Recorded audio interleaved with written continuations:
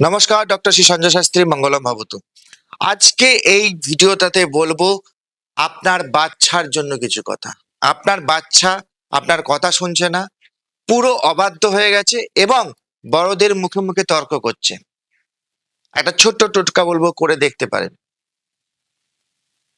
যে কোনো দোকান থেকে, মুদিখানা বা গোসারির দোকান থেকে 125 গ্রামের মতো সাদা সর্ষে নিয়ে আসুন। সাদা সর্ষে 125 গ্রামের মতো।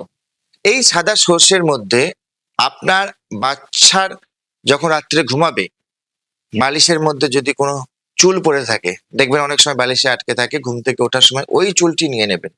এই সাদা সর্ষের মধ্যে রেখে সাদা সর্ষেটা ভালো করে প্যাকেট করে নেবেন। প্যাকেট করে নিয়ে পুরোটা বিছানার তলায় ঢুকিয়ে দিন। এটা থাকবে 21 দিন, টোটাল 21 দিন থাকবে।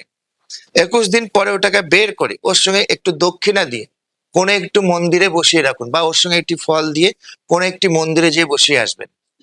সেটা শনি মন্দির, কালী মন্দির হলে খুব ভালো হয়।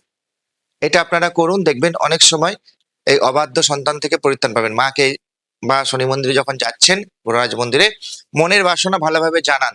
ছেলে নামগোত্র ধরে, ব্রাহ্মণ থাকলে নামগোত্র ধরেও পুজো দিতে পারে।